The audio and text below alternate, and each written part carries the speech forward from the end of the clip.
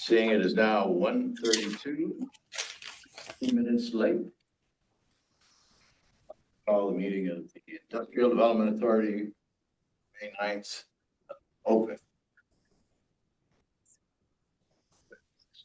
Rare pleasure for me to preside over a hearing where the Industrial Development Authority is at full strength.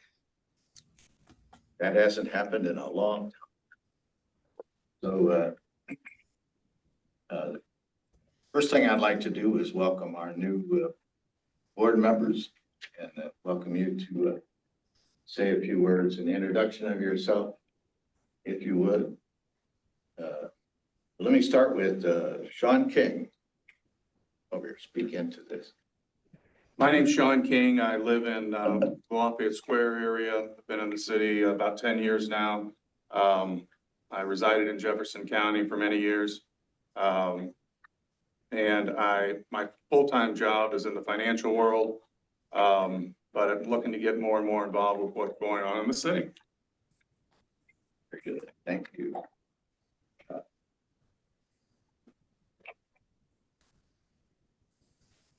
Well, do we have anybody else? We have one, but are we still waiting on a quorum? Well, I think we have three. I've already called to order. We have a quorum. Okay. So why don't we move on to the approval of the minutes from February 8th, 2024. I think first we'll need to do a roll call. Roll call. Director Seward, Present. Director Fall, Director Neal, Director King, Here. Director Young, Here. Director Zarelli, Chair Reed, Here. Seeing that we have, let's move on to the approval of minutes, February 8th, 2024.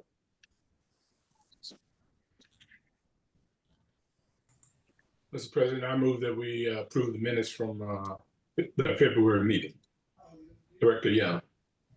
Is there a second? I'll second.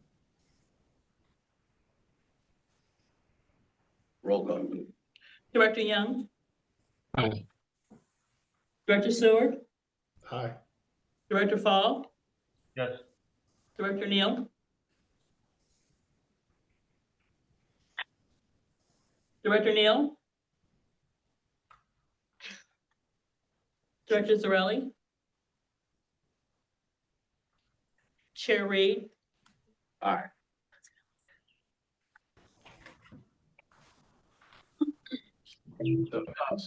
Sorry, Director Neal, we didn't get your vote. You were on mute. Can you hear us? I heard from Peter.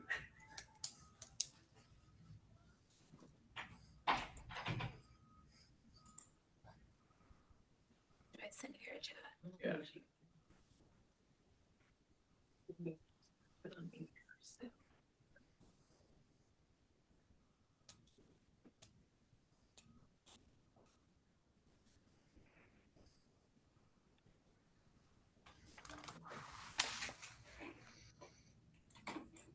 Can you hear us, Director Neal?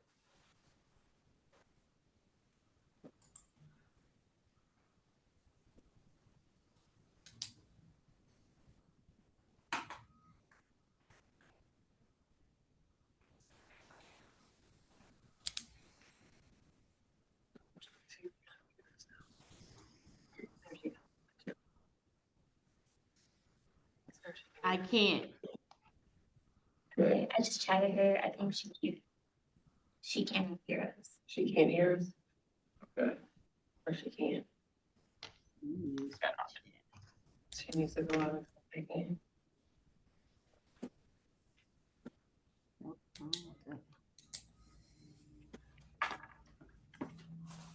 Here's a question.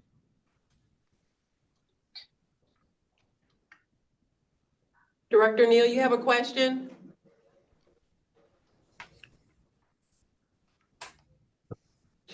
chat, Or- chat her to go back out, go out, come back in, Okay. because everybody else we can all hear each other, so something on her end.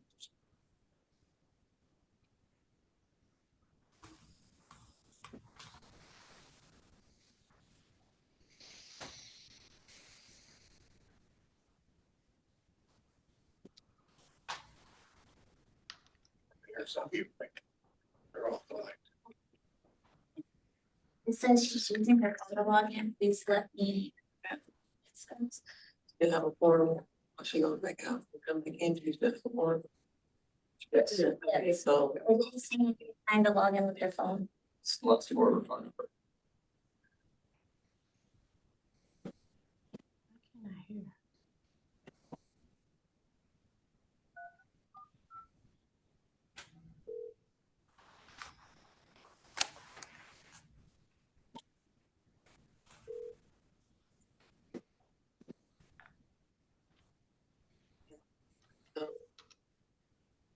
Send it towards you.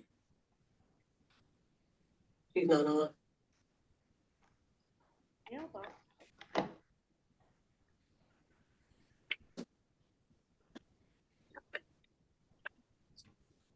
You ask her to send her full phone number and I'll give her a call. Okay.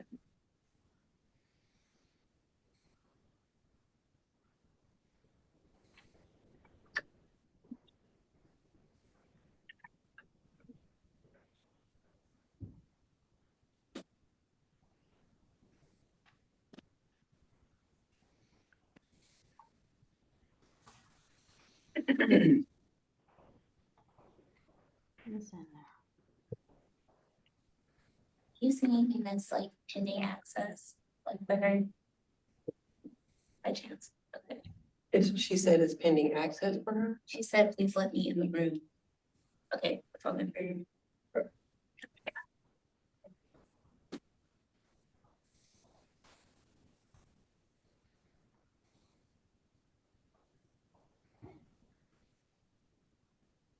Thanks. Working out some technical difficulties at the moment, everyone. If everybody can just stand by for a moment, please. Hello, Pamela, hi. Do you mind putting yourself back on mute? We're getting some echo here. The microphone's picking up our call. Okay, there we go. So you can't hear us? Hello? Yeah, okay, I can hear you now. Yeah.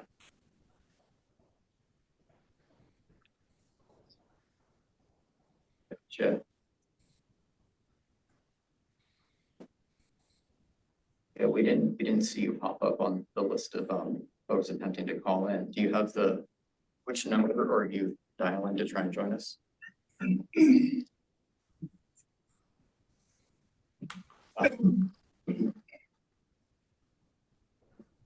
Yes, yeah. Okay, no problem. Bye.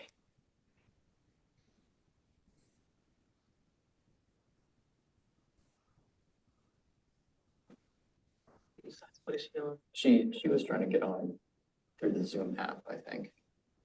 So she's gonna try. Like that, yeah. So she's gonna try and actually dial in. Yeah. You know? Use the web browser. So she's gonna try and dial and join us through her phone.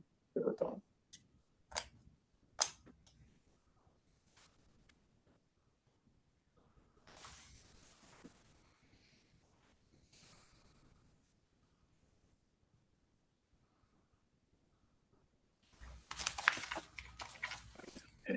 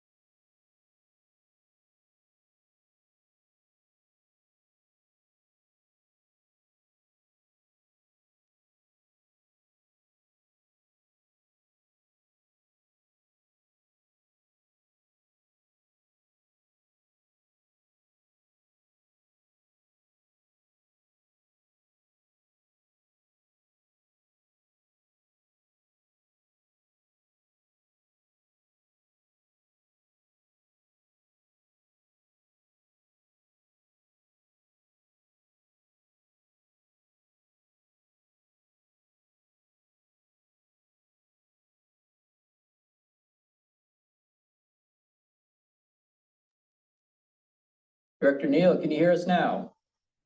I can, thank you. Very good. Director Neal, we were in the middle of the motion to approve the minutes. We hadn't quite heard your recorded vote. I approve. We have all the, Yes. so the motion to approve the minutes has been passed. Thank you.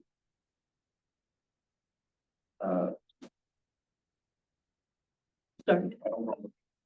You do, but if you don't want to cast it for all or negative vote, you can abstain. Okay. With one abstention. Item next, resolution 24 IDA 04, election of officers.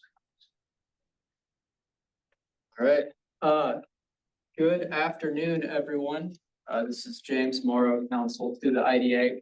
Per the corporation's bylaws, at the IDA's annual meeting in May, the IDA shall elect a slate of officers. Those include a president, vice president, treasurer, and secretary. You may remember a couple of months ago, IDA appointed Mr. Rob Orr as an interim secretary pending this meeting, the annual meeting. Since then, Director Seward has agreed to assume the secretary role, and the resolution before you reflects the current roster of proposed officers and reflects the list of assistant secretaries of the corporation and other non-director officers. With that, I am open to questions.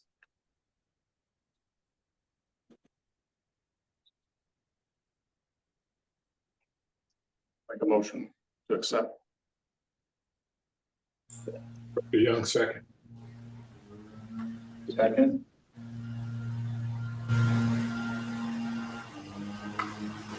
Director Young, did you say? Director Young, second. Second. Okay, resolution 24 IDA 04 has been moved and seconded. Roll call, please. Director Fall, Yes. Director Neal, Aye. Director Seward, Assuming that I don't have to abstain, I'll say aye. Director King, Aye. Director Young, Aye. and Chair Reed. Aye. Motion passes. Item next, resolution 24 IDA 05. You're on, Michelle. Thank you. This resolution is for the Ridgecrest Apartments. This is the final approval and will be the issuance resolution for multifamily housing revenue bonds. And the bond amount will be up to $16 million. And these funds will be used to purchase and rehabilitate certain improvements located at 3648 Kosciuszko Street in St. Louis. The total project cost is $17.6 million. In addition to the IDA bonds, the other public assistance provided to the project are low-income housing tax credits, a loan fund from the Missouri Housing Development Commission, and the developer will also be seeking a Chapter 99 property tax abatement. The developer is LIH Ridgecrest AGP LLC. The borrower is LIH Ridgecrest Preservation. The property manager is New Earth Residential. Waylon Watson of Gilmore and Bell is bond counsel, and the bonds will be privately placed with Citibank. And the Ridgecrest Apartments project is located 3648 Kosciuszko Street in the city. It is comprised of 3 buildings on 2.9 acres and is a proposed acquisition and rehabilitation of an existing Section 8 multifamily development. The properties were originally constructed in 1965 and subsequently renovated in 2003. They consist of 84 1, 2, and 3-bedroom units contained in 3 two-story low-rise apartment buildings. It is currently 96.4% occupied and maintains a waiting list of approximately 200 households. Post renovation, 83 of the property's 84 units will be restricted to tenants earning 60% of the AMI or less. 73 units will continue to benefit from a Section 8 contract where tenants will continue to pay 30% of their income towards rent. The renovation upgrade will include all units, kitchens, and baths, interior finishes, accessible paths, mechanical systems, and common area amenities. The total renovation hard costs are estimated to be approximately $45,000 per unit. The developer has completed 13 similar projects in the past 5 years across multiple states in the US.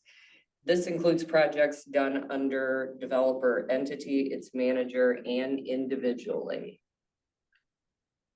And I see Waylon Watson is here, if there are any questions. I do have a question. I'm sorry. No, you go right ahead. I have a question. My first question is, it was renovated in 2003. So is that the normal to renovate every 21 years or so?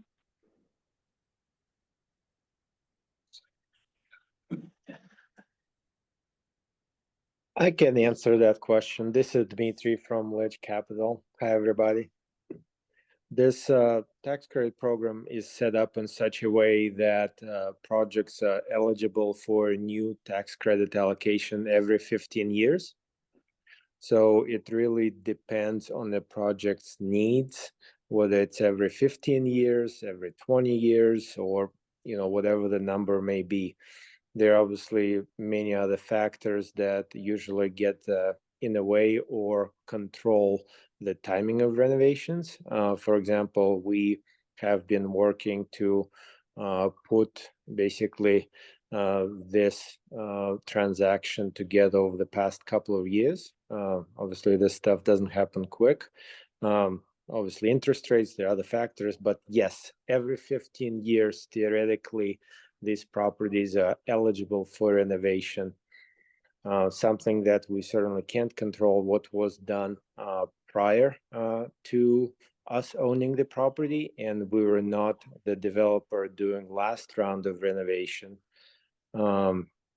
Also, to get a little bit more specific, over time, this program continues to evolve and improve. That's why I think it's partially considered the most successful public-private partnership program in the country, which is Section 42.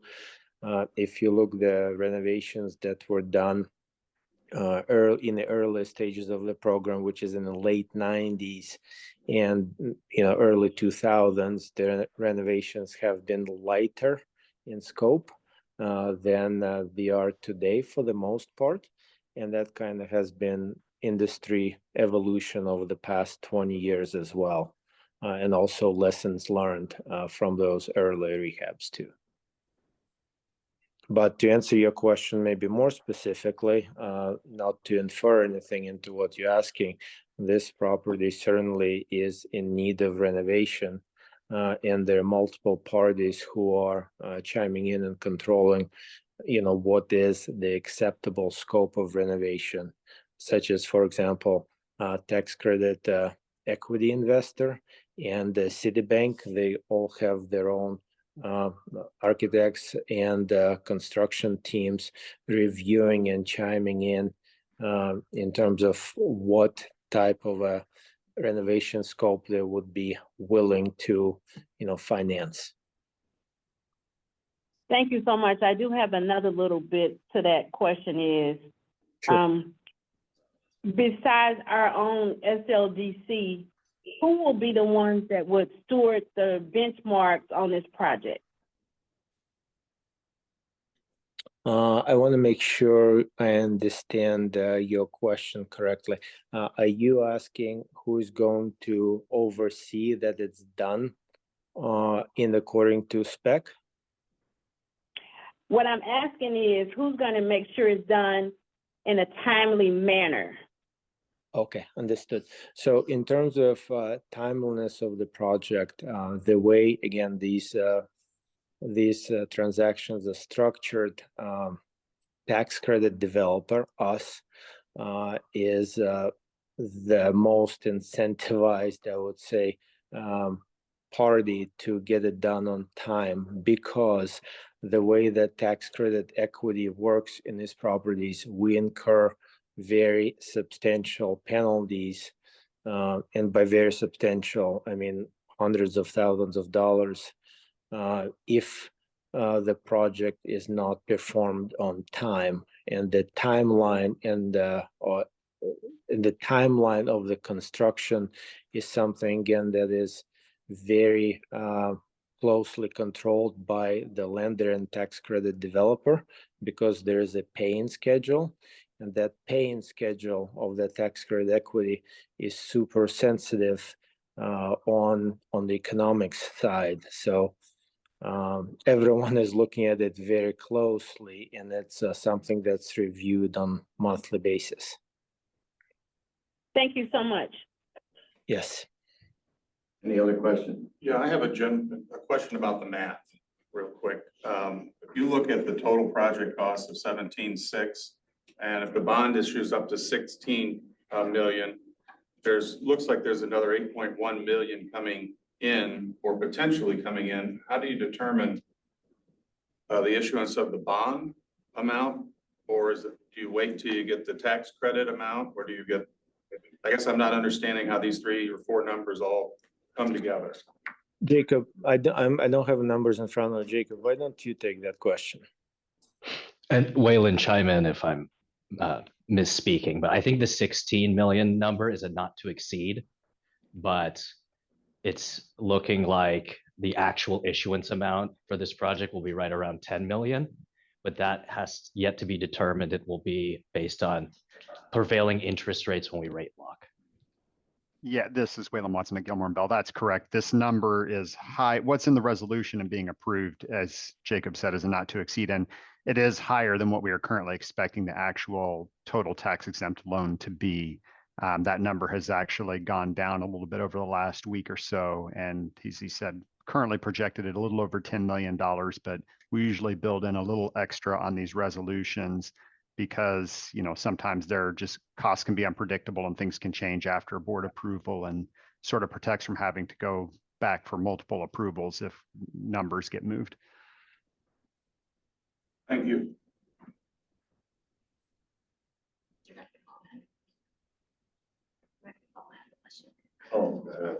Director Paul, did you have a question? Yes, I do. Thank you. Has the neighborhood association weighed in on this? Yes, we have discussed with the neighborhood association. They have reviewed, the scope. They are also coming to tour the property on the 15th or 16th. We received their input. The subject of discussion primarily surrounded, how this rehab specifically, what features we can add and provide in addition to what's currently there on the security front, which, we obviously discussed, and we're already partnering with the police department and the Neighborhood Watch Association, because, this is a pretty large community, and it affects, surrounding area. Because I have a letter from the president saying that they are declining to give a letter in support because they didn't, they weren't approached and they had a lot of questions at one of your at the meeting that was had about them. I guess there was a presentation that was done right about the time of their meeting, and they weren't given the information about the project until the day of the meeting. Yeah, that's correct. So we had a meeting with, I think they hold monthly meetings. We have had a subsequent follow-up conversation with them. And they're also, like I said, it's a continuous conversation, and they had lots of questions, and they're coming out to the property next week to tour the project. There, again, they specifically, it wasn't about the approval. Our conversation has been not about approval, not approving of the project, was about approval, not approval of the Chapter 99 real estate tax exemption, i.e. pilot to freeze the taxes in place. And what we understand is they are, questioning if that's the best use of, money. That would be the reduction or freeze of real estate taxes, how it potentially impacts other initiatives that this funding could go to, i.e. schools, for example. The issue that was brought up, and that they want to think further whether they want or don't want to approve the Chapter 99, which was, I think, brought up originally when this project was presented, when we started this call. Okay, and am I right that there's no ordinance for the Chapter 99 pilot yet? Or where is that process? Because it says you're applying, it says you're seeking it, but is there an ordinance? Is somebody carrying it? Or is it, there is no ordinance yet, or it's in hearing? Where is all of that? There is no ordinance. We're gonna continue discussing this with neighborhood association, but we can't hold up the project for just the real estate tax pilot. It's a component, but it's not a component that will that can slow down or derail the entire rehab of the property. It's so think about this real estate tax pilot is probably around round numbers, $40,000 a year. It helps to provide certain features, like, for example, additional security cameras, additional fencing at the property, etc. But it's not, vital when we're talking about rehabbing the property and making sure it's in good condition for the next, 15, 20 years.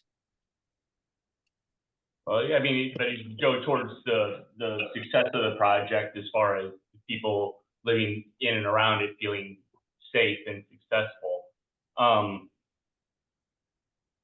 My druthers would be to wait to see what happens with the neighborhood association says at their next meeting, and where the ordinance for the 99 Chapter 99 abatement goes before we act on anything here to finish it up. Not too often do I get letters from folks asking, for information, and this is one of the times I had. So I just am curious if we're putting the cart before the horse a little. Well, let me answer your question, maybe, or pose the question to you. If the neighborhood association decides that they don't want to support this project, are we collectively prepared to say that we don't want to rehabilitate this project and we want to continue for it to be as is? No, what I'm saying is that I like to have an opportunity for the neighborhood association to have a time to be informed and weigh in to us, as well as the on the pilot 99 to see where that's going before we make a decision here. Maybe I'll agree with their perspective, maybe they won't, but I think they're the men and women that are going to be living in around this and having the neighbors, that will be enjoying this property one way or the other. I understand that it's a financial investment for you. I also see it as a neighborhood investment for them. So I'd like to know more about their input. And look, it's at the end of the, Is the alderman for the area in support of this project? Miss Kara Spencer has, we haven't spoken with her in the last few weeks, but I believe the last time this meeting was postponed because she wanted to provide input. And I believe she sent her support for the project, and that's why we are on the agenda this time around. Do we, So does the answer is yes. Does the board, staff have anything from the alderperson on this? Because I understand this letter from the neighborhood association was sent to the board staff, and I got it from the association, not from board staff. Does the board staff have anything from the alderwoman on this project? Yes, the IDA staff did receive a letter of support from the alderwoman. That's a required component of the IDA application. Okay, yeah, I've not seen that, so that would be helpful. Goes to my other point that I was going to bring up later, but I'll bring it now. Where in the resolution it says that there's 6 items that I'm looking at that are presented to me and that I'm authorizing, as well as in section 2, A through F, that I don't have, even though the resolution says I've seen them and I'm authorizing them, and then also authorizes people to make changes on documents that I'm not seeing. That's a separate issue. But I personally would like to find out more what the neighborhood association says about this project and the issuance of the pilot before going forward. May I That's the questions I have. Director Paul, may I ask for clarification? Is the information you're getting just on the line of developers seeking the Chapter 99, no other problem with the project? They're just, they have a problem with the tax abatement?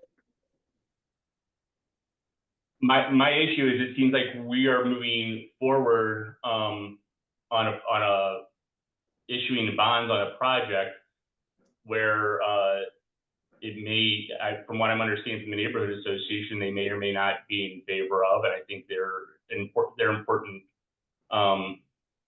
stakeholders in this. Whether or not their position is going to be determinative, I have no idea, but I think I'd be interested to know. Similarly with hearing that the alderperson is involved in their involvement is the required aspect of moving forward, but I've not seen that, and there's a lot of documents here that says I'm approving if this resolution passes or is heard today that I've never seen. So just a general frustration with the process. Okay, so more about the process, but I want to go back to the HOA, just that part. Do they not want the project to go at all? Or do they just have problems with that seeking the Chapter 99 property tax abatement? Oh, the information the information I have is that they were asked for a letter of support. I imagine it's for the tax abatement, but aren't able to give it at this time because they were going to need more information and had some questions. I think that's legitimate, and I think that's for the tax abatement portion for the letter of support. But I think it's telling about the project as whole, and I think I would like to know what their issue is before we move forward as well. They haven't taken a position on that I can tell from the letter I received. They haven't taken a position if they want the project or they don't want the project. They're taking a position that they don't have enough information. And as we were just told, they're taking a tour next week, and they're getting some information. So I think finding out what's happening there would probably be the whole process of us going forward. I'm not saying no, I'm saying let them have an idea of what's happening and then circle back around with us. Thank you. I was just trying to determine where the HOA, what issue they might have had with it. And then I have a follow-up question to Mr. Gorkine. Excuse me if I said that wrong. Yes, if they say they didn't want to utilize Chapter 99 property tax abatement, would the project still go forward with the amount Yes. of tax credits and loan funds? And so if that's their only issue, and after this week, you clear that issue up, or they say, no, they don't want to use property tax abatement, you're still willing to go through with the project? Yes, we're still planning on going forward with the project. Obviously, things get, tighter and more complicated for us. And again, at this point, we have delayed this meeting from the last board meeting, and we seem to be kind of in the same place. At this point, it's a large project that takes 2 years to put together. And financing and timeline, and for example, our tax credits are given to us in a structure where we're supposed to complete 2 buildings out of 3 this year. The amount, the financial impact from us not completing those 2 buildings construction this year outweighs what the real estate tax pilot provides in terms of economics for this project. So we collectively here, kind of the timing affects the project as well, very substantially. Merchants Capital, who is a tax credit equity provider, their pricing changes substantially because this is a property that's going to a specific fund that needs to deliver this year. Now, we obviously take the financial responsibility and risk if it's not completed, but if we're delaying this, which we already did last month, we're now really putting this in jeopardy that is disproportionate to what this real estate tax pilot, affords to the project. And, while this is also interesting because we obviously have worked with you and we issued the bonds last year in November. And this is a new process where, we were asked to approach the neighborhood association because it's a new rule. So to some extent, that partially probably was why, it's a later item and it wasn't tackled earlier. So it's hard to see the perspective that you're proposing, but again, it's your decision, and our job is to lay out the facts and provide the context of what that potentially means to the project. My understanding was also, and again, please correct me if I'm wrong, that neighborhood association is only chiming in terms of the real estate tax pilots, which I think you also mentioned, and it's not a question of whether they think it's a good idea for tenants to have a renovated property, or is it better for tenants to not have a renovated property and for it to remain as is? The whole concept of Ledge Capital is that we purchase properties for the most part that require renovation. And sometimes it can happen immediately, meaning when we purchase them, we close immediately with tax credits and bonds. And sometimes, we buy it on some kind of what you'd call bridge structure and take time to put these projects together, as happened here. So, the state that we buy the properties in is not obviously what we want them to be, and that's the whole point of us buying them and renovating them. We've as you probably know very well, we have been, not we as Ledge Capital, but as an industry, we have weathered a lot of headwinds at the properties from tenant standpoint, from the owner standpoint through COVID. And a lot of projects did not get done on timely fashion because of COVID. So there's a huge catch up. Properties that were supposed to be renovated within a year from when the process is started to now we're going on, almost 3 years. And delays like this work a little bit like, food in the refrigerator. If the, electricity is turned off, the longer it sits there, the worse it is. Thank you, Mr. Gorkine. I want to point out to the director that there was a public meeting held 1 month ago today. Suki reported there was no opinion either way of the people who participated in it.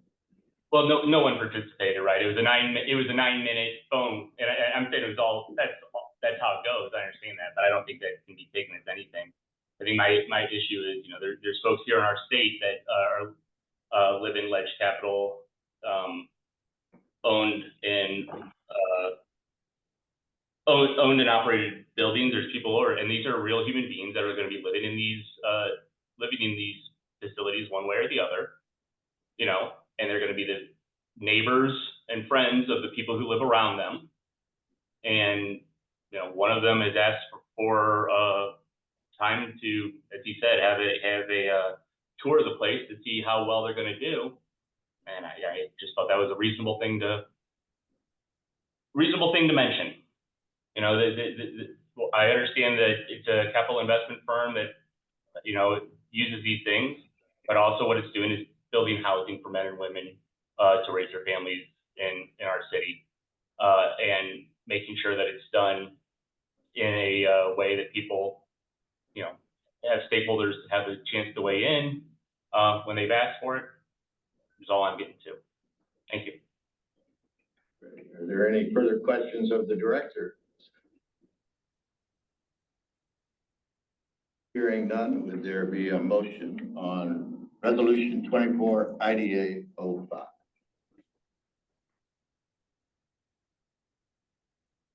Mr. President, Director Young, I move that we approve 24 IDA 05.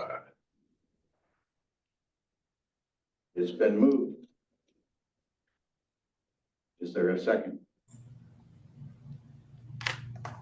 I have a question on the resolution. It says that the following documents are approved and substantially the forms presented to the board at this meeting, and lists 6 documents. Yes, that is correct.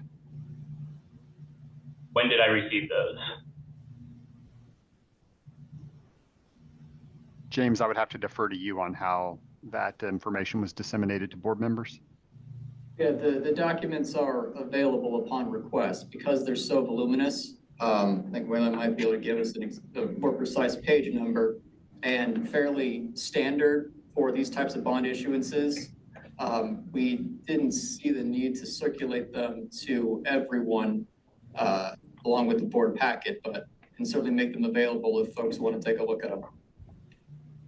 The pertinent information associated with the issuance is in the cover memorandum and in the resolution itself. That's why we assembled those documents.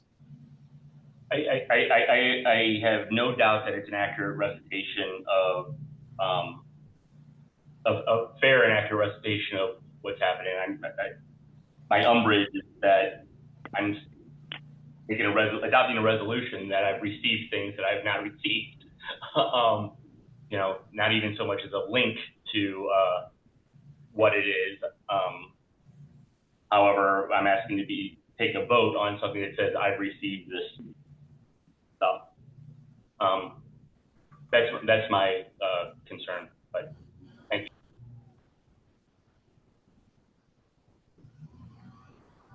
you. Is there a second?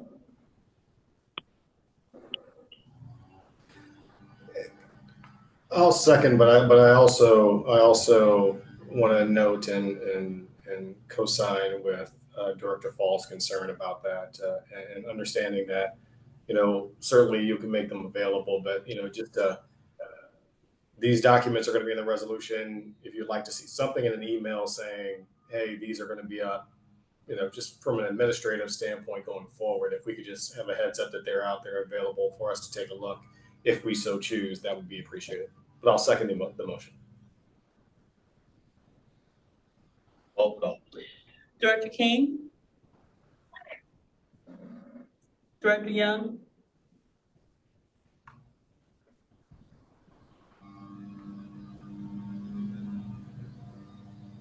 Director Young? Aye.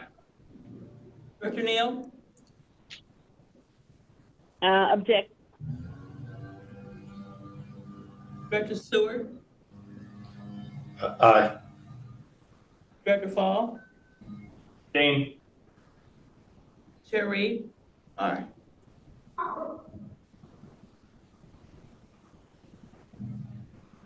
I will abstain. Okay. So that is 3 out of 6. The motion fails. Will this be, for point of clarification, will this be brought back up at the next month? Or can it be brought back up at the next month with those clarifications?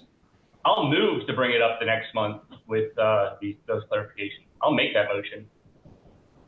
I would second that. Okay. We have a motion on the table. Do we act on that motion?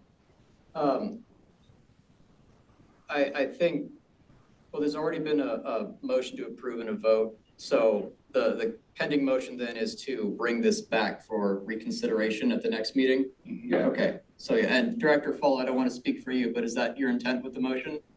It is my intent for the motion, under Robert's rule, yeah, I think I can, being on the prevailing side, I can move to reconsider, and I move to reconsider the next meeting. So hopefully these clarifications are made and can go forward. So just to clarify, I guess I'm trying to understand what we need to do, because I don't see how we can make this project any better. There's nothing we can do at this point that makes it better. We spent the last year, you know, basically utilizing all the resources and figuring out how to optimize every dollar, you know, that we could figure out how to get. So at this point, like I said, we can only keep it the same or it gets worse based on, you know, our pricing of, for example, tax credit equity. So I just want to clarify what it is what would change between now and next meeting.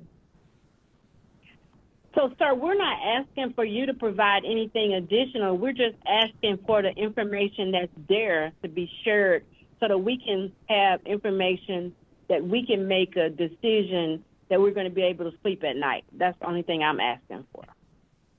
Well, I think we have, I think part of this presentation, I think we're supposed to present the information. I don't know if you guys don't want that, which is fine. If you just want to look at the documents, I'm just trying to clarify.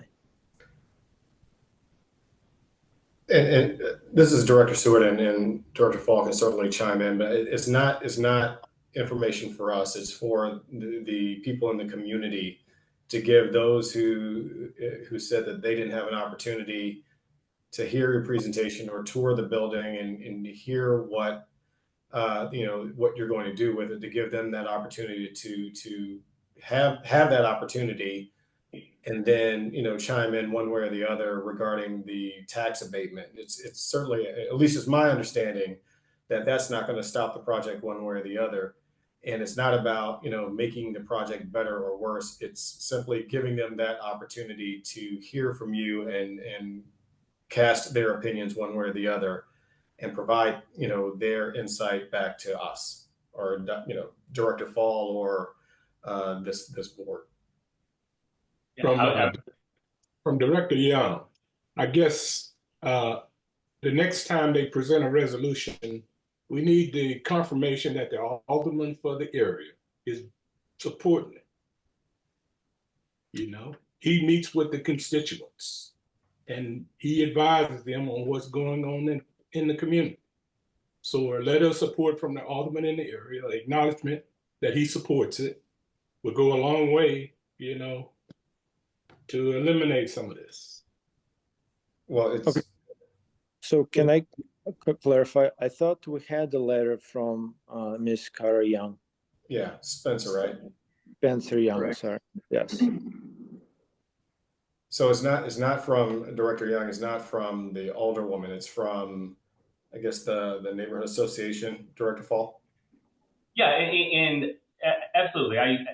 Sir, you said they're going to come tour the building in the next week. That's great. And, from then, when this comes up, I'll know that they toured the building and, had to know how to get a hold of us and let us know what's happening and, what the neighborhood association thinks of the project. And I think that's great. That's all I'm looking for. And if the SLDC staff could forward us the letter from the alderman or any communication that they receive from these projects from the aldermen or people from the community, I would love to be able to see those things prior to voting. And like Director Officer Stewart said, a link to these documents that says that I'm approving. To piggyback off Director Neal, just so that we can say, hey, we're voting on this. It says we've seen them, and we can sleep at night. Okay, will the secretary report the motion? Motion fails. Oh, no. No, that was the first. No, now we have a motion on the table, right, and a second. So if we could just report exactly what the motion says. So I believe, and Director Paul, please correct me if I'm wrong, but I believe the motion is to reconsider Resolution 24 IDA 05 at the next board meeting. Yes, which will be held as expeditiously as can be done. Correct. And Director King, I think you seconded. Second that. Okay, so we'll vote. Okay, so we need a roll call, right?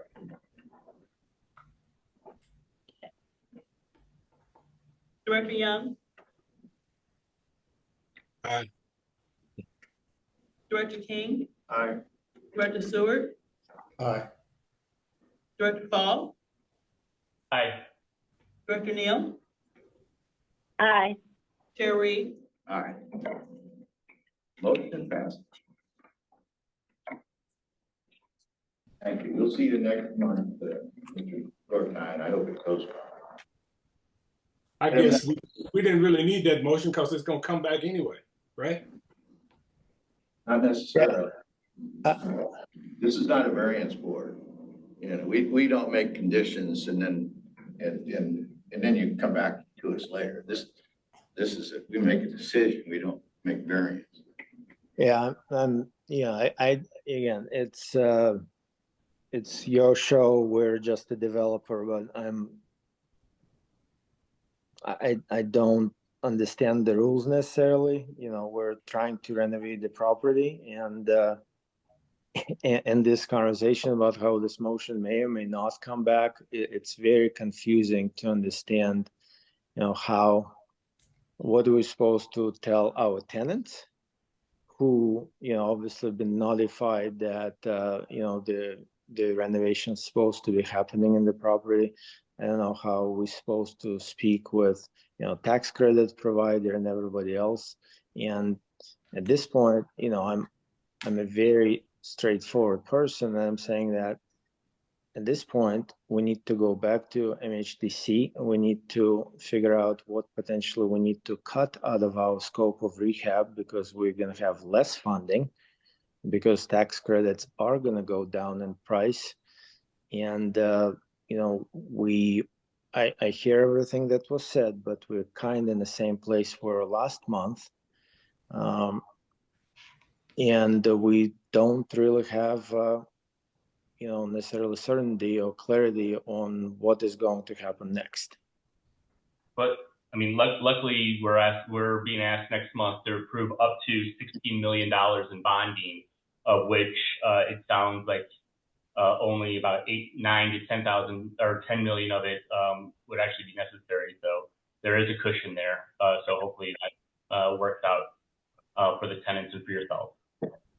Jim, it's not Thank you. let's move on to resolution 24 IDA 06.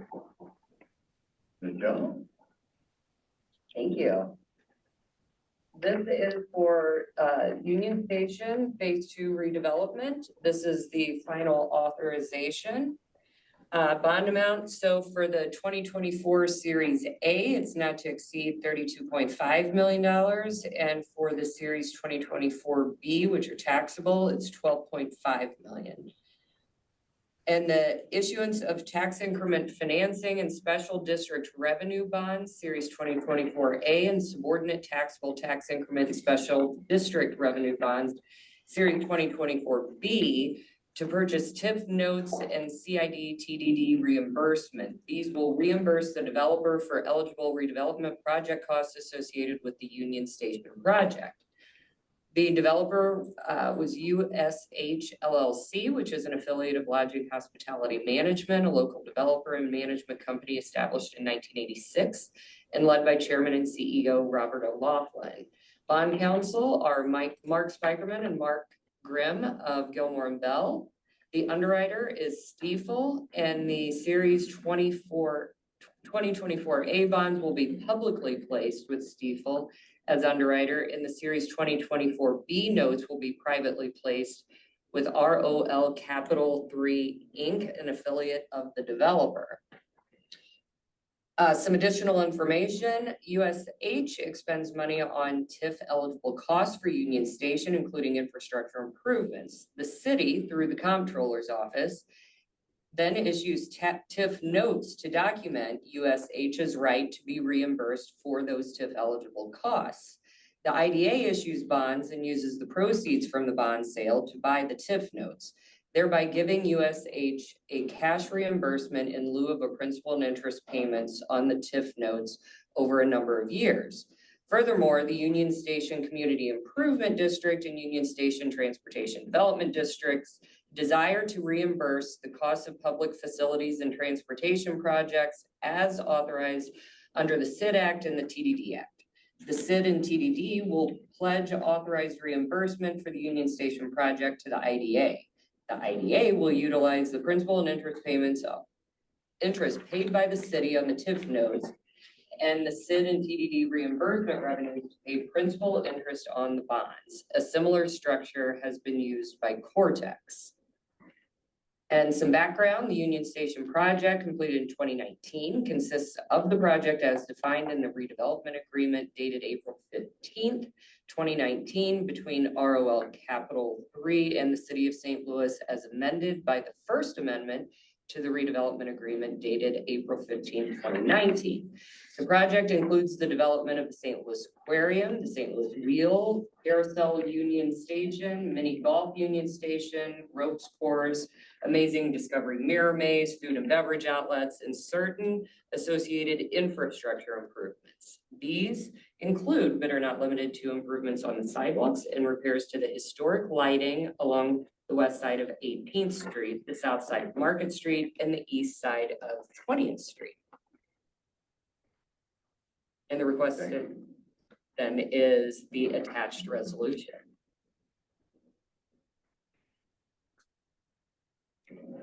Any questions of the board? Yes, Director Young. The alderman for the area and the mayor support the project.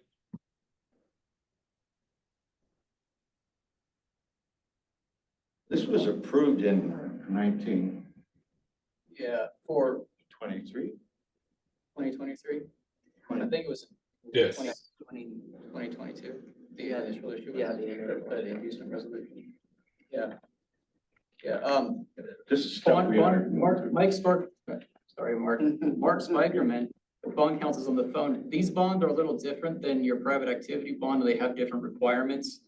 So in this circumstance, aldermanic support was not required.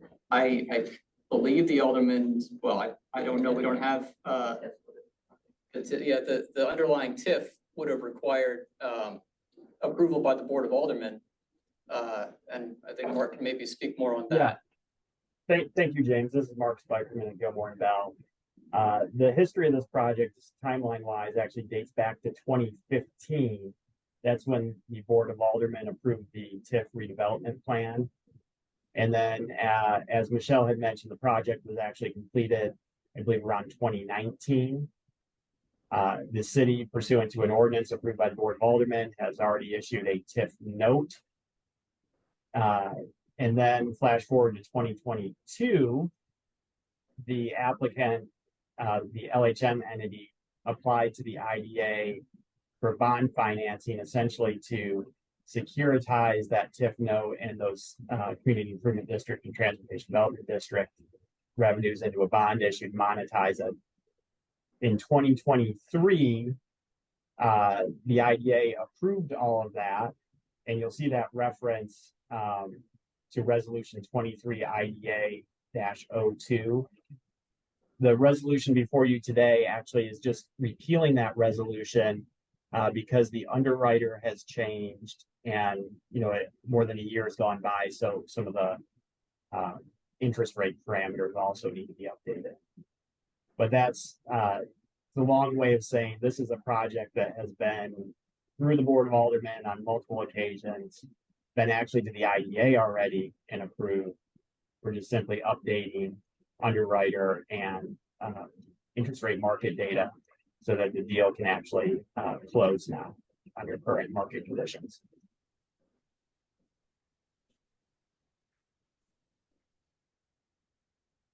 I know that's a lot to take in.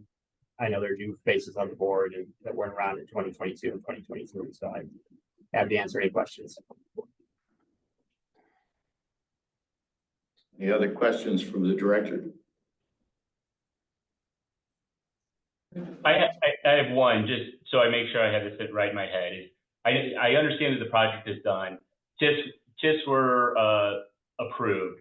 What this is saying, hey, IDA, can you help us out so that instead of waiting for the TIF come through, we can actually get our money a little bit faster. This was approved a while ago, and it says it didn't go through. I don't know why it didn't go through, but this is actually saying, hey, you approved this a little while ago so that we could get the money that would be from the TIF a little bit faster through this bond process. It didn't go through then. Some things have changed.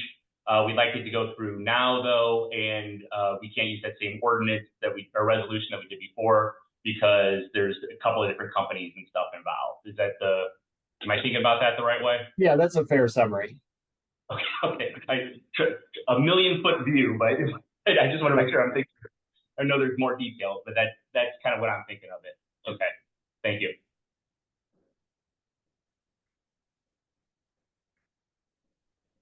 Hearing no questions, would there be a motion on 24 IDA 06? So moved. Second, Director Young, second. roll call, please. Director Neal, Aye. Director Fall, Yes. Director Young, Aye. Director King, Aye. Director Seward, Aye. Chair Reed. Aye. Motion passed.